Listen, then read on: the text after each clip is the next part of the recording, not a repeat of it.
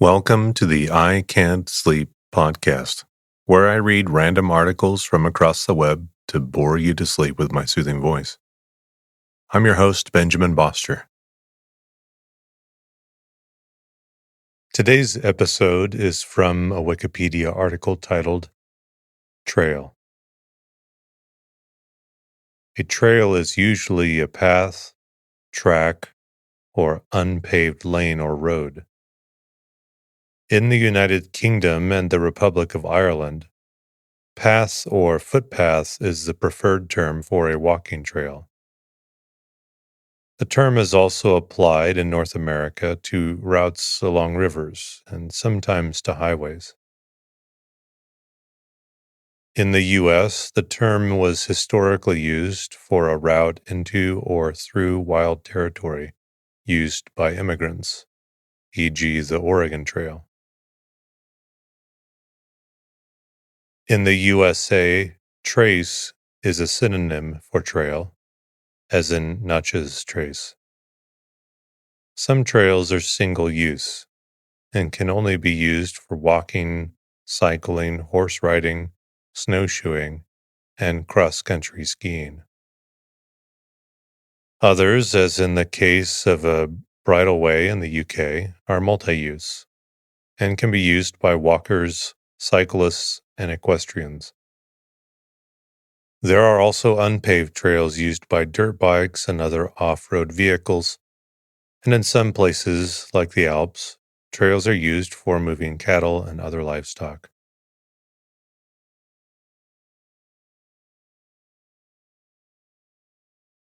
Usage. In Australia, the term track can be used interchangeably with trail and can refer to anything from a dirt road to an unpaved pedestrian path. In New Zealand, the terms track or walkway are used almost exclusively, except in reference to cross-country skiing. Walkways vary enormously in nature, from short urban strolls to moderate coastal locations to challenging tramps hikes in the high country mountains. Walkway is used similarly in St. John's, Newfoundland, Canada, where the Grand Concourse is an integrated walkway system. In the United Kingdom, the term trail is in common usage. Longer distance walking routes and government-promoted long-distance paths, collectively known as national trails, are also frequently called ways, as in the Pennine Way and South Downs Way. Generally, the term footpath is preferred for pedestrian routes, including long-distance trails, and is also used for urban paths and sometimes in place of pavement. Track is used for wider paths, wide enough for vehicles, often used for hiking.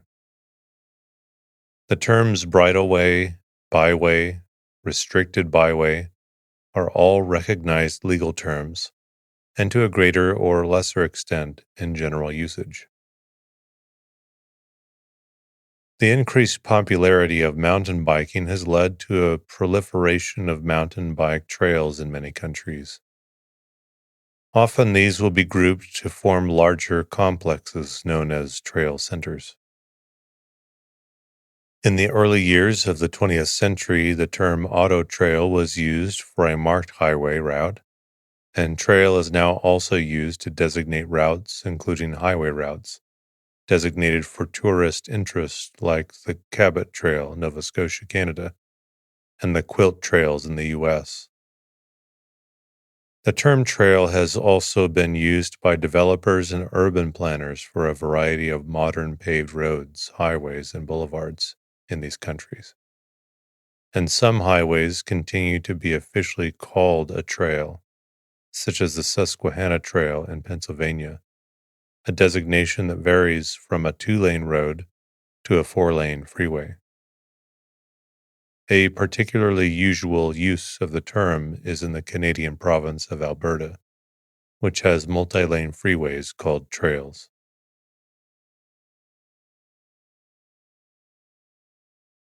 Types. Segregated trail. Trail segregation, the practice of designating certain trails as having a specific preferred or exclusive use, is increasingly common and diverse. For example, bike trails are used not only on roads open to motor vehicles, but also in trail systems open to other trail users.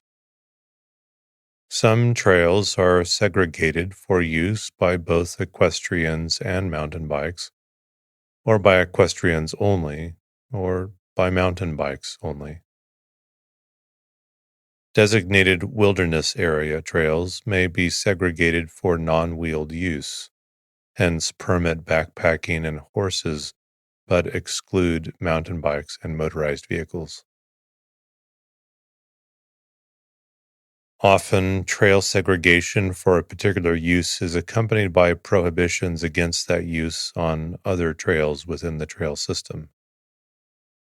Trail segregation may be supported by signage, markings, trail design and construction, especially selection of tread materials, and by separation between parallel treads. Separation may be achieved by natural barriers, including distance, ditching, banking, grading, and vegetation, and by artificial barriers, including fencing, curbing, and walls. Bicycle trail. Bicycle trails encompass a wide variety of trail types, including shared use paths used for commuting, off-road cross-country trails, and downhill mountain bike trails. The number of off-road cycle trails has increased significantly, along with the popularity of mountain bikes.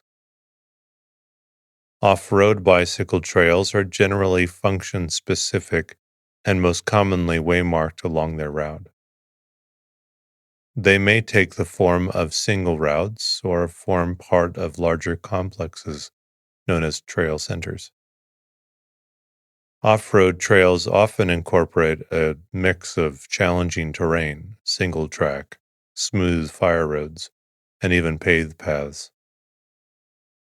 Trails with an easy or moderate technical complexity are generally deemed cross-country trails, while trails difficult even to experienced riders are more often dubbed all-mountain, freeride, or downhill. Downhilling is particularly popular at ski resorts such as Mammoth Mountain in California or Whistler Blackham in British Columbia, where ski lifts are used to get bikes and riders to the top of the mountain. Eurovelo bicycle routes are a network of currently 14 long-distance cycling routes crisscrossing Europe in various stages of completion. More than 45,000 kilometers was in place by 2013. It is envisaged that the network will be substantially complete by 2020, and when finished, the Eurovelo network's total length will exceed 70,000 kilometers. Eurovelo is a project of the European Cyclist Federation, ECF. Eurovelo routes can be used for bicycle touring across the continent, as well as by local people making short journeys. The routes are made of both existing national bike routes, such as the Dutch LF routes, the German D routes, and the British National Cycle Network, and existing general-purpose roads together with new stretches of cycle routes to connect them. Off-road cycling can cause soil erosion and habitat destruction if not carried out on established trails. This is particularly so when trails are wet. Overall, though, cycling may have only as much impact as other trail users. Cross-country skiing trail. In cross-country skiing, a trail is also called a track or piste. Recreational cross-country skiing is also called touring, especially in Europe. Some skiers stay out for extended periods using tents and equipment similar to bushwalkers and hikers. whereas others take relatively short trips and from ski resorts on maintained trails. In some countries, organizations maintain a network of huts for use by cross-country skiers in wintertime. For example, the Norwegian Mountain Touring Association maintains over 400 huts stretching across hundreds of kilometers of trails, which are used by hikers in the summer and by skiers in the winter. Equestrian trail. Horse riding and other equestrian uses of trails continue to be a popular activity for many trail users. Horses can usually negotiate much the same grades as hikers, but not always, although they can more easily clear obstacles in the path, such as logs. The Bicentennial National Trail, BNT, in Australia is the longest marked multi-use trail in the world, stretching 5,330 kilometers from Cooktown, Queensland, through New South Wales to Healesville, Victoria. This trail runs the length of the rugged Great Dividing Range through national parks, private property, and alongside of wilderness areas. One of the objectives was to develop a trail that linked up the Brumby tracks, mustering, and stock routes along the Great Dividing Range, thus providing an opportunity to legally ride the routes of stockmen and drovers who once traveled these areas with pack horses. This trail provides access to some of the wildest, most remote country in the world. The Bicentennial National Trail is suitable for self-reliant horse riders, fit walkers, and mountain bike riders. Within the United States National Trail Classification System, equestrian trails include simple day-use bridle paths and others built to accommodate long strings of pack animals on journeys lasting many days. Trail design parameters for these uses include trail base width and material, trail clear width, trail clear height, access to water suitable for stock, not human, use, and trail routing. Footpath. A footpath is a type of thoroughfare that is intended for use only by pedestrians, not other forms of traffic such as motorized vehicles and horses. They can be paths within an urban area or rural paths through the countryside. Urban footpaths are usually paved, may have steps, are called alleys, lanes, steps, etc., and may be named. Other public rights of way, such as bridleways, byways, towpaths, and green lanes, are also used by pedestrians. In some regions of the United Kingdom, such as England and Wales, there are rights of way on which pedestrians have a legally protected right to travel.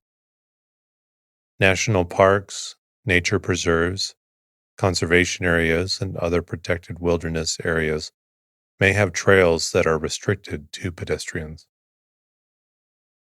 Footpaths can be connected to form a long-distance trail or way, which can be used by both day hikers and by backpackers.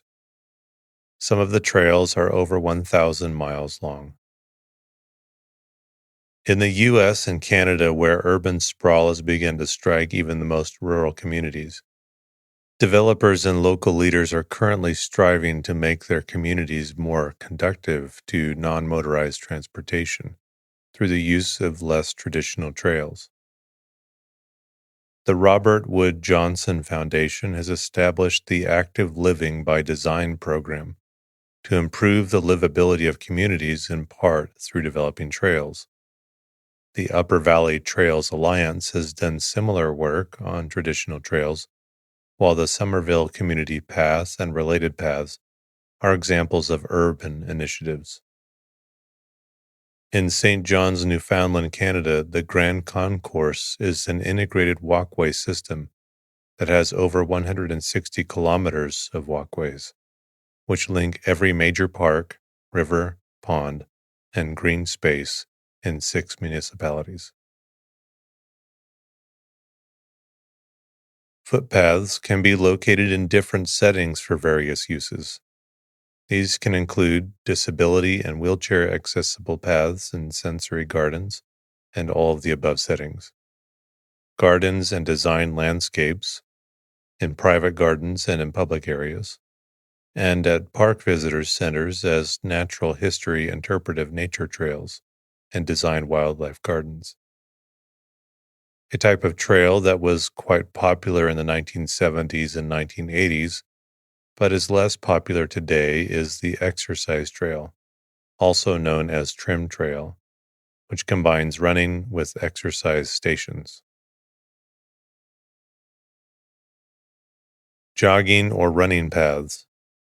Many runners also favor running on trails rather than pavement, as giving a more vigorous workout and better developing agility skills, as well as providing a more pleasant exercise environment.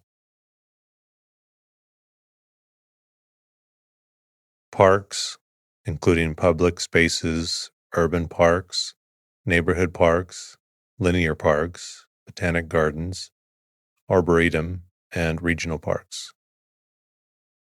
Sculpture gardens and open-air museums as sculpture trails and historic interpretive trails. Urban pedestrian footpaths or trails are sometimes called alleys or lanes, and in older cities and towns in Europe, and are often what is left of a medieval street network or right-of-ways or ancient footpaths.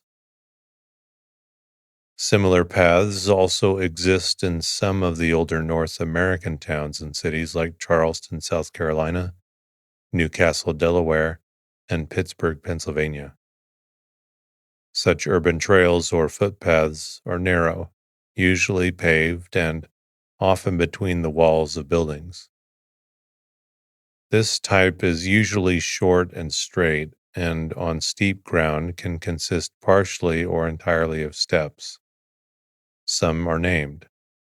Because of geography, steps are a common form of footpath in hilly cities and towns. This includes Pittsburgh, Cincinnati, Seattle, and San Francisco in the United States, as well as Hong Kong, Quebec City, Quebec, Canada, and Rome. Stairway trails are found in a number of hilly American cities. This includes the stairway trails in Bernal Heights, East San Francisco. Motorized trail.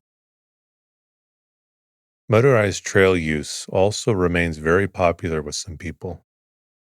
Such terms as ORV, four-wheeling, all-terrain vehicle, and others actually have highly specific meanings. In the United States, this sport remains very popular. The Recreational Trails Program, defined as part of the Intermodal Surface Transportation Efficiency Act of 1991, mandates that states must use a minimum of 30% of these funds for motorized trail uses. Off-road vehicle use on public land has been criticized by some members of the U.S. government and environmental organizations, including the Sierra Club and the Wilderness Society. They have noted several consequences of illegal ORV use, such as pollution, trail damage, erosion, land degradation, possible species extinction, and habitat destruction, which can leave hiking trails impassable. ORV proponents argue that legal use taking place under planned access, along with the multiple environment and trail conservation efforts by ORV groups, will mitigate these issues. Groups such as the Blue Ribbon Coalition advocate tread lightly, which is the responsible use of public lands used for off-road activities. Noise pollution is also a concern, and several studies conducted by Montana State University, California State University, University of Florida, and others have cited possible negative behavioral changes in wildlife as a result of some ORV use. Some U.S. states have laws to reduce noise generated by off-road and non-highway vehicles. Washington is one example.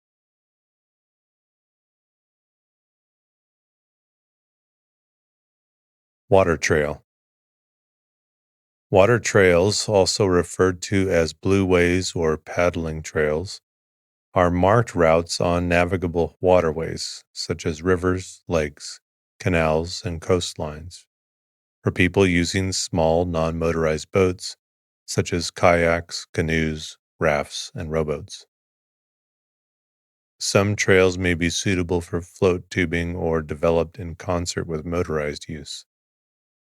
They include signs and route markers, maps, facilities for parking, boat ramps or docks, and places to camp and picnic. There are also state programs and other promotion for water trails.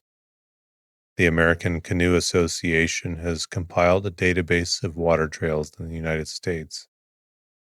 The National Park Service Rivers, Trails, and Conservation Assistance Program has compiled a list of water trail resources, success stories, and statewide contacts for water trails. Shared use trail. Shared use may be achieved by sharing a trail easement, but within it maintaining segregated and sometimes also separated trail treads. This is common in rail trails. Shared use may also refer to alternate day arrangements, whereby two uses are segregated by being permitted on alternate days. This is increasingly common in long-distance trails shared by equestrians and mountain bike users. These two user communities have similar trail requirements, but may experience encounters with each other on the trail as difficult. The Trans-Canada Trail can be used by cyclists, hikers, horseback riders, and walkers, as well as cross-country skiers, snowmobilers, and snowshoers in winter. In the United States, the East Coast Greenway, 3,000 miles from Key West to the Canadian border, and the September 11th National Memorial Trail, a 1,300-mile triangular loop connected the three 9/11 memorial sites, are two long-distance, multi-use paths for cyclists, runners, walkers, and even equestrians. In Belgium, Ravel, French for Réseau Autonome de Voies Lentes, Autonomous Network of Slowways, is a Walloon initiative aimed at creating a network of itineraries reserved for pedestrians, cyclists, horse riders, and people with reduced mobility. The network makes use of towpaths on riverbanks and disused railway or vicinal tramway lines. Old railway lines have been leased by the Walloon government for 99 years using emphyteutic lease contracts. Where necessary, new paths are created to link parts of the network. In England and Wales, a bridleway is a trail intended for use by equestrians. But walkers also have a right-of-way, and Section 30 of the Countryside Act 1968 permits the riding of bicycles on public right-of-ways, though the Act says that it shall not create any obligation to facilitate the use of the bridleway by cyclists. Thus, the right to cycle exists even though it may be difficult to exercise on occasion, especially in winter. Cyclists using a bridleway are obliged to give way to other users on foot or horseback. The seawall in Stanley Park, Vancouver, British Columbia, Canada, is popular for walking, running, cycling, and inline skating. There are two paths, one for skaters and cyclists, and the other for pedestrians. The lane for cyclists and skaters goes one way in a counterclockwise loop. Foreshore Way, also Ocean Way, is a term used in Australia for a type of greenway that provides a public right-of-way along the edge of the sea open to both walkers and cyclists. Forest road. A forest road is a type of rudimentary access road, built mainly for the forest industry, although in some cases they are also used for backcountry recreation access. There is open access to most Forestry Commission roads and land in Great Britain for walkers, cyclists, and horse riders, and since the Countryside Bill of 1968, it has become the largest provider of outdoor recreation in Britain.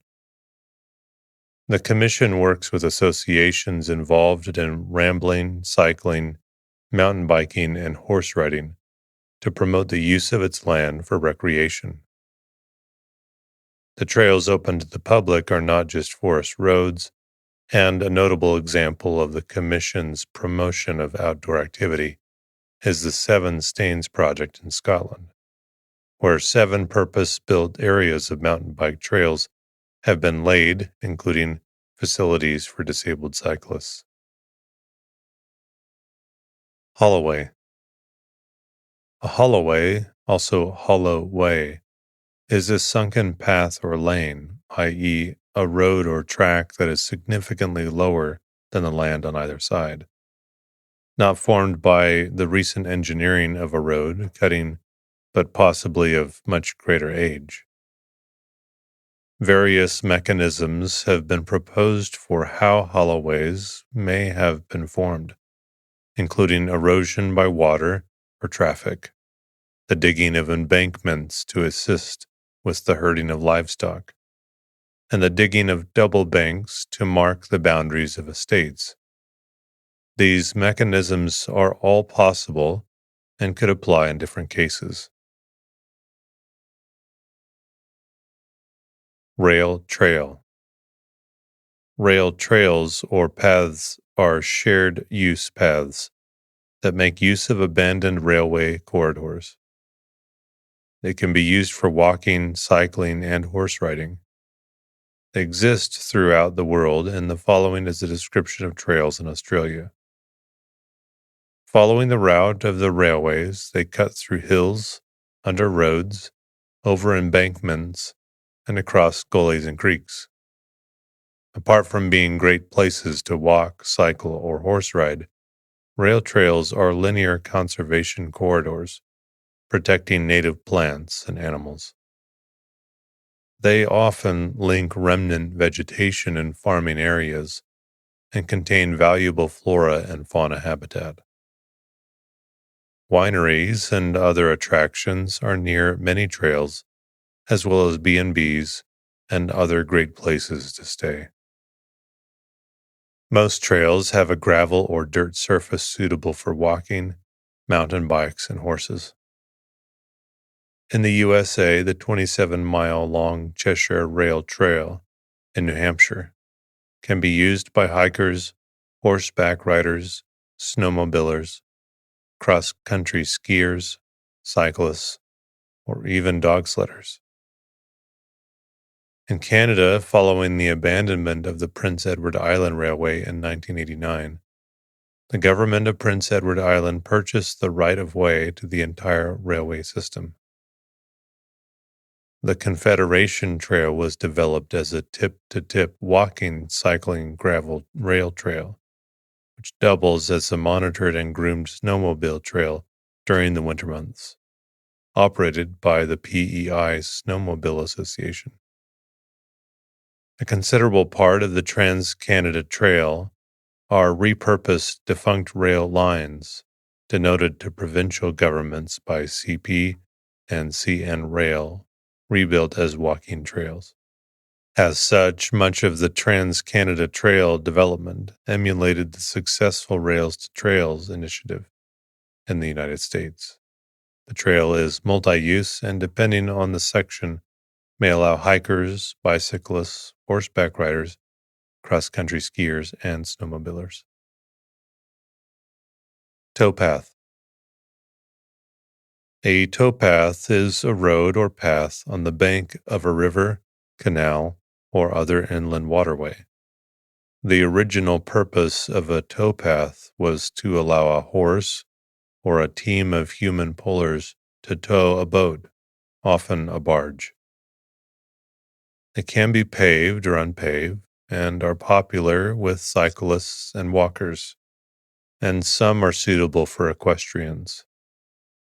In Scotland, equestrians have legal access to all towpaths, and there is a campaign for similar rights in England and Wales.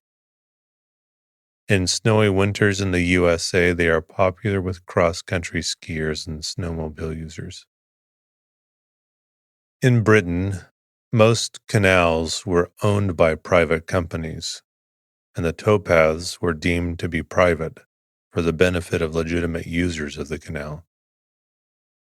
The nationalization of the canal system in 1948 did not result in towpaths becoming public rights of way, and subsequent legislation, such as the Transport Act of 1968, which defined the government's obligations to the maintenance of the inland waterways, for which it was now responsible, did not include any commitment to maintain towpaths for use by anyone. However, some 10 years later, British Waterways started to relax the rule that a permit was required to give access to a towpath, and began to encourage leisure usage by walkers, anglers, and in some areas, cyclists. The British Waterways Act of 1995 still did not enshrine any right of public access, although it did encourage recreational access of all kinds to the network. Although the steady development of the leisure use of the canals and the decline of commercial traffic had resulted in a general acceptance that towpaths are open to everyone, and not just boat users. The concept of free access to towpaths is enshrined in the legislation which transferred responsibility for the English and Welsh canals from British Waterways to the Canal and River Trust in 2012. Not all towpaths are suitable for use by cyclists, but where they are, and the canal is owned by British Waterways, a permit is required. There is no charge for a permit, but it acts as an opportunity to inform cyclists about safe and unsafe areas to cycle. Some areas, including London, are exempt from this policy, but are covered instead by the London Towpath Code of Conduct, and cyclists are required to have a bell, which is rung twice when approaching pedestrians. Parts of some towpaths have been incorporated into the National Cycle Network, and in most cases this has resulted in the surface being improved. In France, it is possible to cycle, rollerblade, and hike along the banks of the Canal du Midi, a paved stretch of 50 kilometers from Toulouse to Avignon-Lauragais, and another 12 kilometers between Béziers and Port-Énier are particularly suited to cycling and rollerblading. It is possible to cycle or walk the entire Canal de Dieu-Mer from Sète to Bordeaux. Other French canals provide walkers with many excellent routes, as they are always accompanied by a towpath, which makes a pleasant off-road track and have the added virtues of flatness, shade, and an abundance of villages along the way. Though walking a canal can be monotonous, so that a long trip beside a canal is better done by bicycle.